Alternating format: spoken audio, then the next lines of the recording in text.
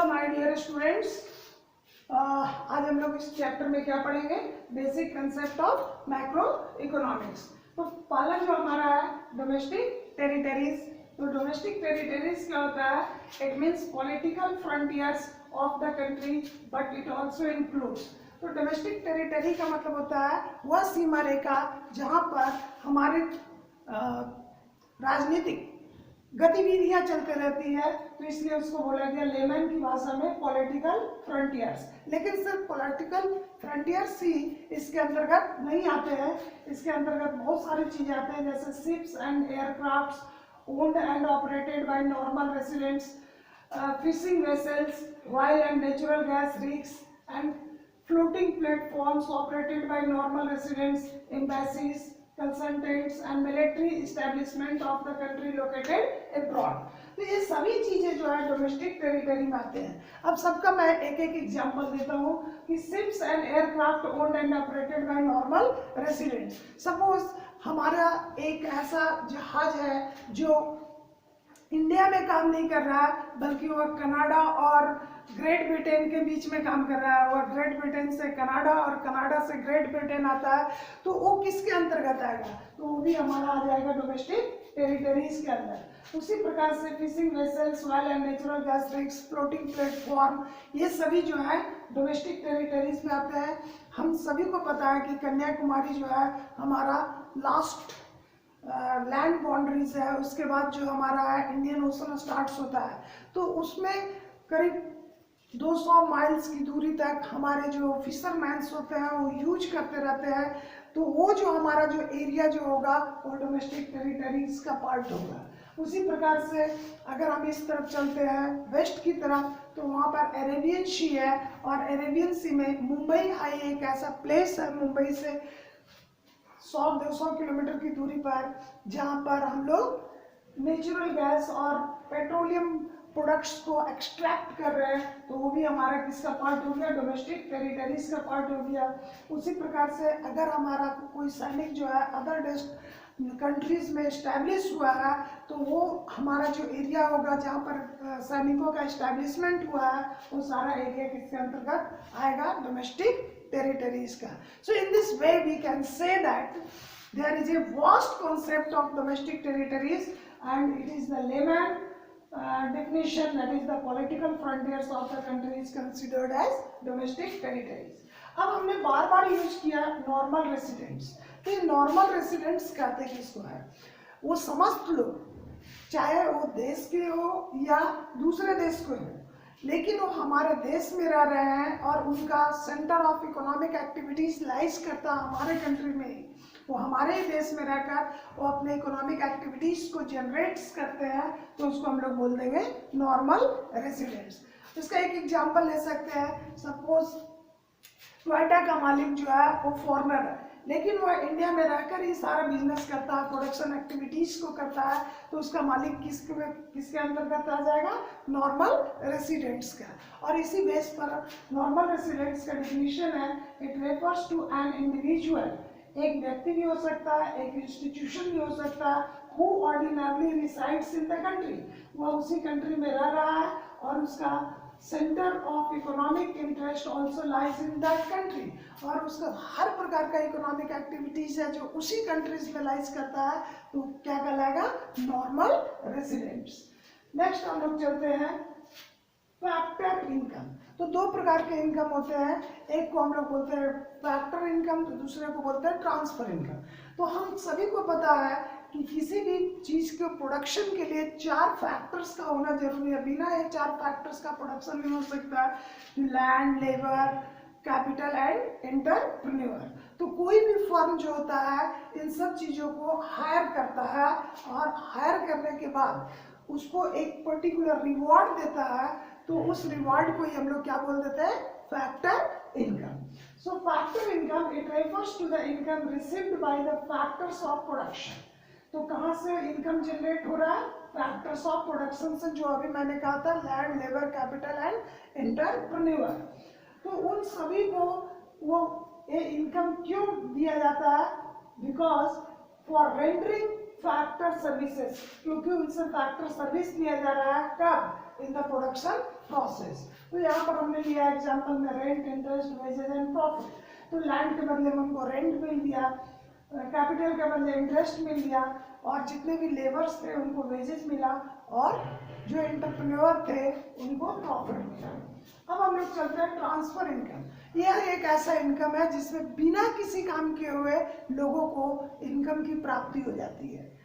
ठीक है, तो it refers to those income received without rendering. यहाँ पर क्या है, फॉर रेंडरिंग, तो यहाँ पर है without rendering any productive services in returns. तो इसी कारण से इसको हम लोग बोलते हैं इट इज यूनिलैटरल कंसेप्ट। और इसमें एग्जांपल हम लोग ले सकते हैं old age pension, scholarship, unemployment allowance, pocket money, etc.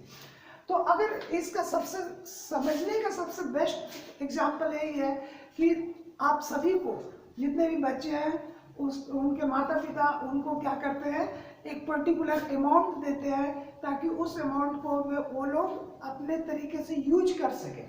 तो उन्होंने कोई ऐसा इकोनॉमिक एक्टिविटीज नहीं किया, फिर भी उनका जो है इनकम हो गया। तो वो बोलते हैं मेरा पॉकेट अलाउंस 500 रुपया का है, कोई बोलता है 200 का है, कोई बोलता है 1000 रुपये का है। तो इसका मतलब क्या हुआ कि 1000 रुपया, 500 रुपया, 200 रुपया बिना कोई काम किए हुए उसको जो है अपने माता पिता से मिल गया। तो वो हमारा किसमें किसके अंतर्गत आ जाएगा, ट्रांसफर इनकम का, क्योंकि without rendering any productive services they got the money. Next आ जाओ फाइनल गुड्स। तो फाइनल गुड्स गुड्स को कहते हैं that is ready for consume और that is ready for further production. Okay, तो it refers to those goods which are used for consumption और investment purposes. तो यहाँ पर है क्या बेटा, used for consumption and investment purposes. तो इसको हम लोग दूसरे शब्द में ये भी कर सकते हैं कि it is beyond the production boundary. अब इसमें कोई भी चेंजेस नहीं किया जाएगा, ये जो है प्रोडक्शन बाउंड्री से बाहर हो गया है, मार्केट में अवेलेबल है, चाहे वो कंज्यूमर उसको यूज करे या प्रोड्यूसर यूज करे। तो अगर कंज्यूमर यूज करता है तो उसको बोल देते हैं हम लोग कंज्यूमर गुड्स, और अगर प्रोड्यूसर यूज कर रहा है तो हम लोग उसको बोल देते हैं प्रोड्यूसर गुड्स। तो प्रोड्यूसर जनरली मशीनरी का यूज करते हैं, इसलिए ये हमारा हो गया मशीनरी प्रोड्यूसर गुड्स, और कार आम पब्लिक यूज करता है तो ये हमारा बन गया कंज्यूमर गुड्स। तो इस प्रकार से हम देखते हैं कि final goods is divided into two parts, one is the capital goods and other is the consumer goods. So consumer goods only gives us satisfaction, whereas capital goods always helps to generate further income. Next I know intermediate goods. So intermediate goods are those goods which is within the production boundary. अभी उसका मतलब production process पूरा complete नहीं हुआ है, तो इसलिए हम लोग उसको ये भी कह सकते हैं it refers to those goods which are used either for resale or for further production. तो जितना भी तुम गुड्स को देख रहे हो जो शॉप में पड़े हुए हैं, दुकानदारों के पास पड़े हुए हैं, वो सारे के सारे इंटरमीडिएट गुड्स कहलाएंगे, क्योंकि वो जो दुकानदार जो अपने पास रखे हैं वो किस लिए रखे हैं, not for self consumption, for further sale. वो भविष्य में उसको बेचेंगे, इसलिए उसको बोला गया resale for further, other for the resale और for the further production. Okay, तो ये हमारा कहलाएगा इंटरमीडिएट गुड्स। नेक्स्ट है इन्वेस्टमेंट। हम लोग बहुत बार नाम सुने हैं, एक होता है इन्वेस्टमेंट, तो दूसरा होता है एक्सपेंडिचर। तो जब हम पैसा खर्च करते हैं अपने ऊपर तो वो क्या कहलाता है, एक्सपेंडिचर, क्योंकि उससे हम लोगों को क्या मिलती है, सबसे ज़्यादा सेटिस्फैक्शन मिलती है। लेकिन इन्वेस्टमेंट वो अमाउंट है जिसको कि हम खर्च करते हैं और खर्च करने के बाद उससे हम इनकम जनरेट करते हैं। तो अगर मान लिया जाए कि मैंने एक पर्टिकुलर अमाउंट कार खरीदने में खर्च कर दिया है, तो हमारा एक्सपेंडिचर कहलाएगा, क्योंकि उससे हमको सेटिस्फैक्शन मिल रहा है। लेकिन उतना ही अमाउंट मैंने एक टैक्सी खरीदने में खर्च किया है, तो वो टैक्सी से हम इनकम जनरेट करेंगे, इसलिए वो हमारा क्या कहलाएगा, इन्वेस्टमेंट कहलाएगा। So investment, it refers to the addition to the capital stock of an economy. तो हमारा जो कैपिटल स्टॉक है उसमें क्या हो जाता है, जितने भी हमारे पास कैपिटल है वो कैपिटल हमारा बढ़ जाता है, तो उसी को हम लोग बोलते हैं इन्वेस्टमेंट। जैसे construction of building, purchase of machinery, etc. Is an example of Capitals. तो सबसे पहले तो ये भी जानना चाहिए कि कैपिटल कहते किसको है। So all those goods by which we can generate the income for futures, that is known as capital. In a simple word we can say accept natural gift, accept the gift of nature, accept the gift of nature, anything by which we can generate income, that is known as capital. So अब capital का की word यही है बेटा कि वो सारी चीजें जिससे हम इनकम को जनरेट कर सकते हैं, वही कैपिटल कहलाता है। तो अब इन्वेस्टमेंट को दो भागों में बांट दिया गया है। एक को हम लोग बोलते हैं ग्रॉस इन्वेस्टमेंट, तो दूसरे को हम लोग क्या बोलते हैं, नेट इन्वेस्टमेंट। तो ग्रॉस इन्वेस्टमेंट का मतलब हो गया it is addition to the capital before making allowances of depreciation. तो ये इसका कीवर्ड है, मेकिंग अलाउंस फॉर डेप्रिसिएशन। मतलब ग्रॉस इन्वेस्टमेंट जो होता है उसमें ऑलरेडी डेप्रिसिएशन मौजूद होते हैं।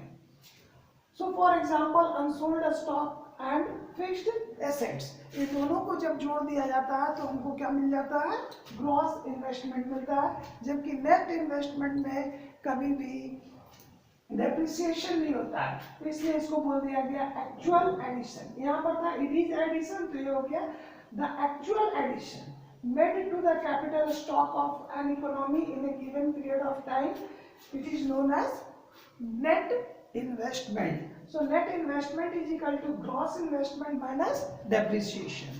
अब तुम्हारे मन में एक क्वेश्चन आएगा कि depreciation क्या है।